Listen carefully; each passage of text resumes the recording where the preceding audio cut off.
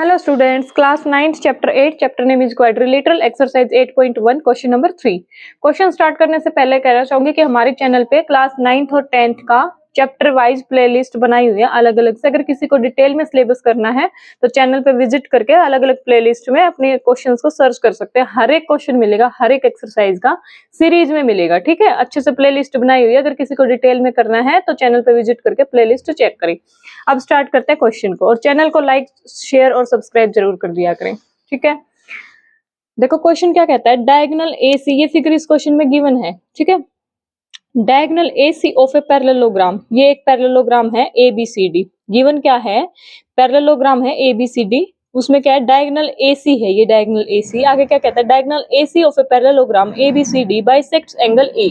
Bisect angle A का क्या मतलब है, बाइसेक्ट एंगल ए का मतलब है कि ये वाला एंगल और ये वाला एंगल क्या है, इक्वल है। इसमें यहाँ पे बोला है diagonal AC of A parallelogram, ये AC डायगोनल है इस पैरेललोग्राम का, ये बाइसेक्ट कर रहा है एंगल A को। मतलब अगर हम इसको एंगल 1 नाम दे रहे हैं तो इसको एंगल 2 दे रहे हैं, तो गिवन क्या है, angle 1 is equals to angle 2 है। बाइसेक्ट का मतलब यहाँ पे क्या है, angle 1 is equals to angle 2, ठीक है। आगे क्या कह रहे हैं, शो दैट, हमने शो क्या करना है, first part it bisect angle C also.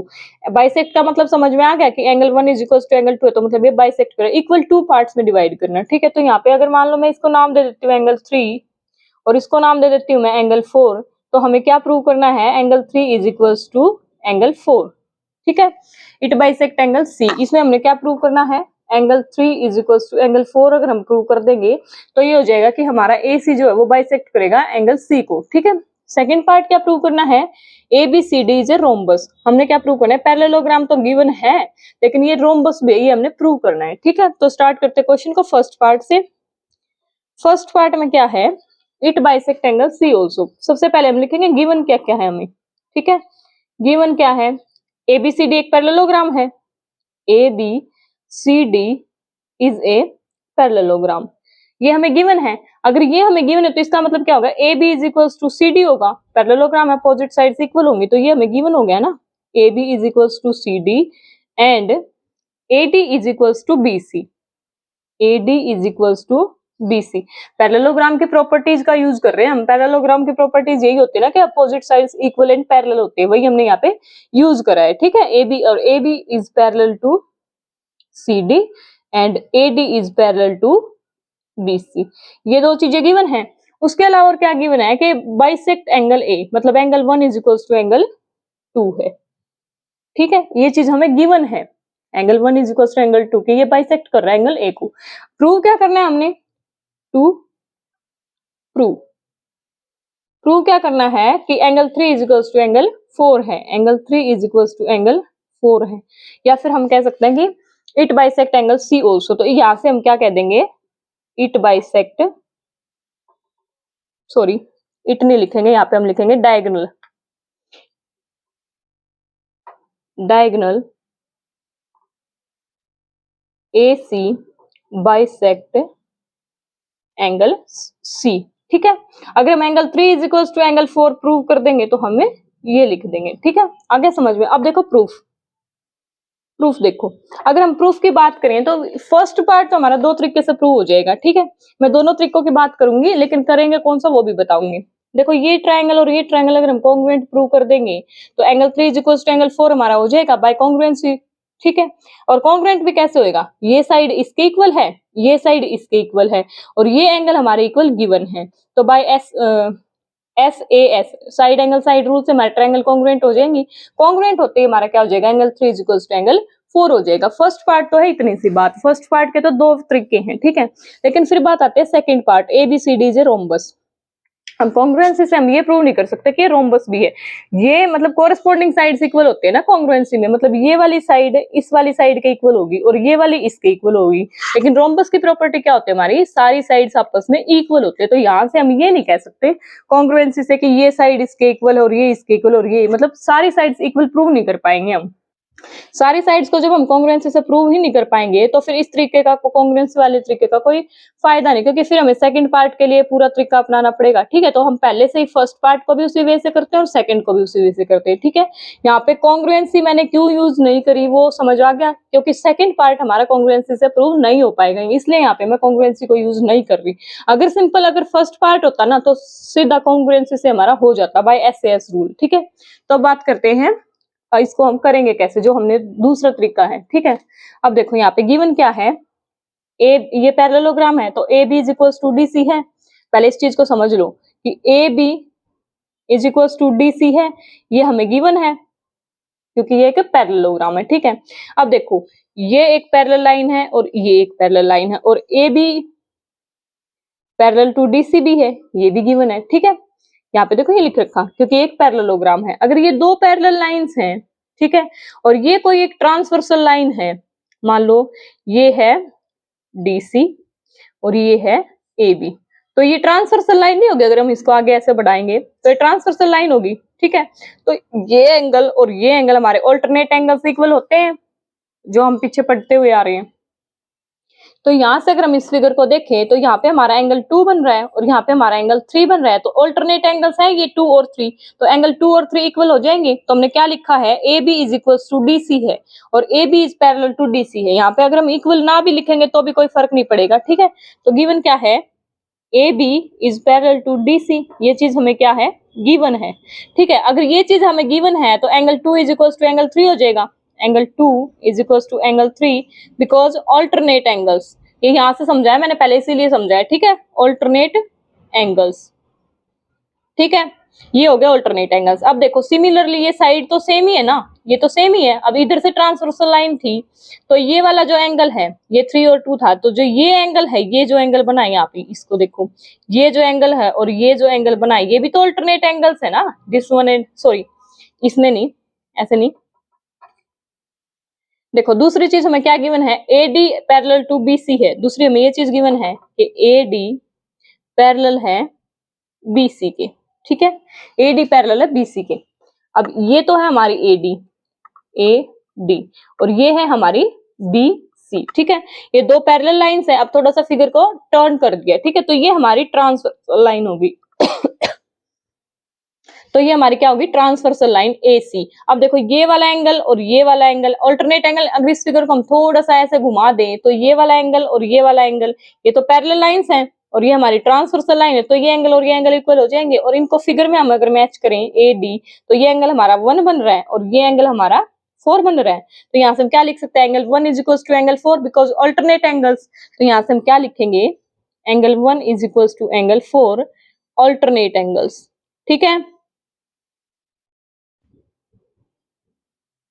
यहाँ तक कोई प्रॉब्लम।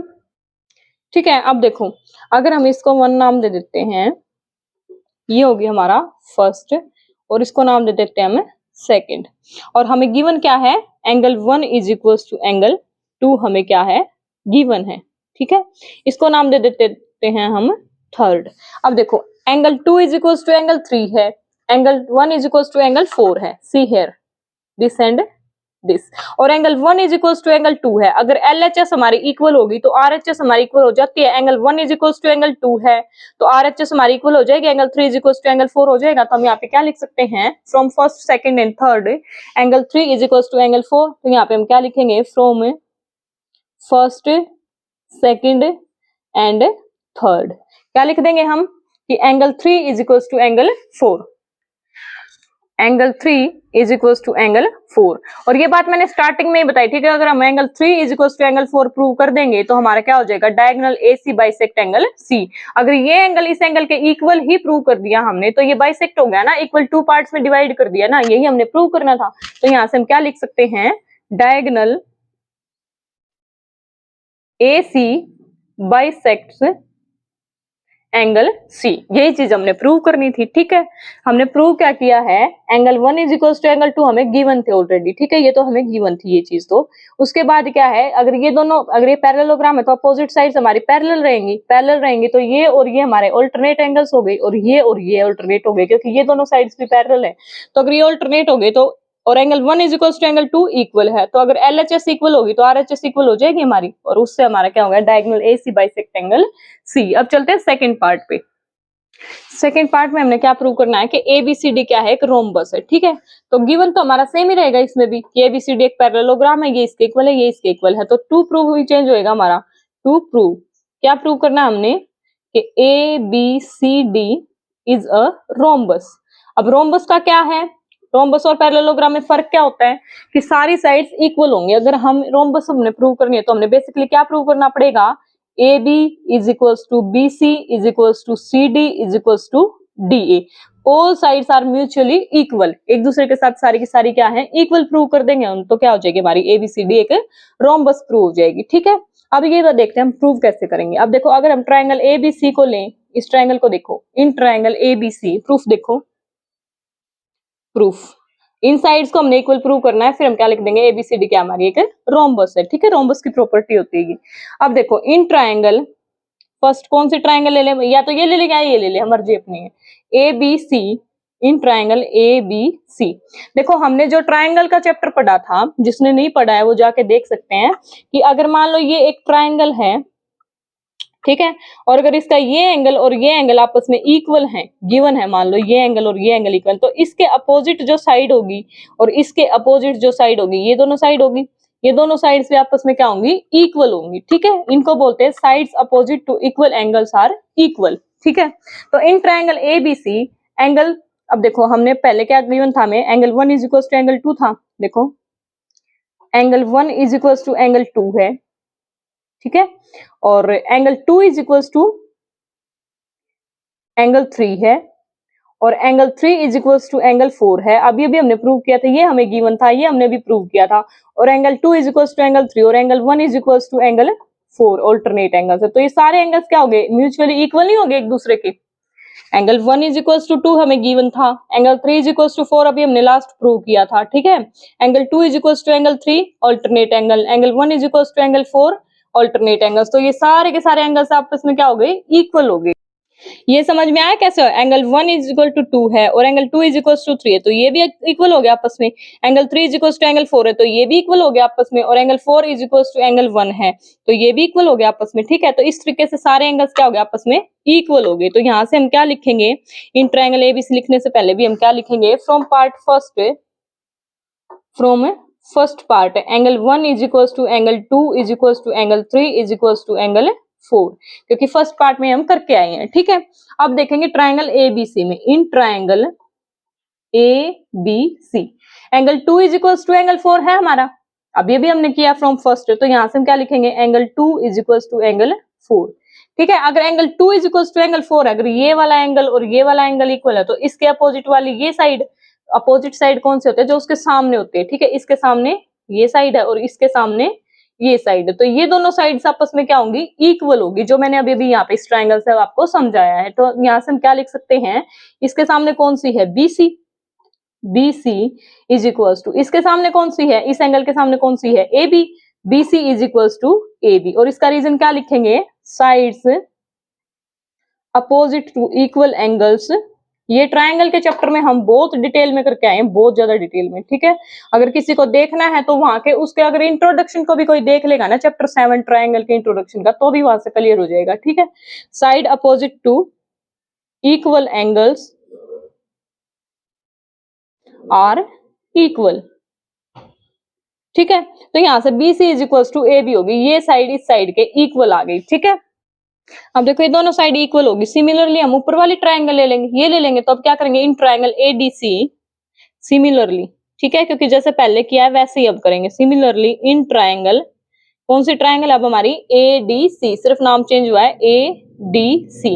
यहाँ पे भी angle 1 is equal to angle 3 है हमारा, फ्रॉम फर्स्ट ये हम प्रूव कर चुके हैं, ठीक है। तो यहाँ पे हम क्या लिखेंगे, angle 3 is equal to angle 4 है, ठीक है। अभी जो प्रॉपर्टी हमने यहाँ पे अप्लाई करी है वो यहाँ पे करेंगे। इसके सामने कौन सी साइड है, दिस वन, और इसके सामने, sorry, angle 3 is equal to 4 नहीं, angle 1 is equal to angle 3 है, ठीक है। सॉरी मिस्टेक हो गई बोलने में, माइंड में यही था। Angle 1 is equal to angle 3, ये भी हम ऑलरेडी प्रूव करके आए। तो एंगल 1 के सामने कौन सी साइड है हमारी, दिस वन, और 3 के सामने कौन सी है, दिस वन। तो हम यहाँ से क्या लिखेंगे, एंगल 1 के सामने कौन से, DC D C is equals to, और इसके सामने A D, D C is equals to A B. Reason क्या रहेगा, यही same, sides opposite to equal sides, sorry equal angles are equal, sides opposite to equal angles are equal.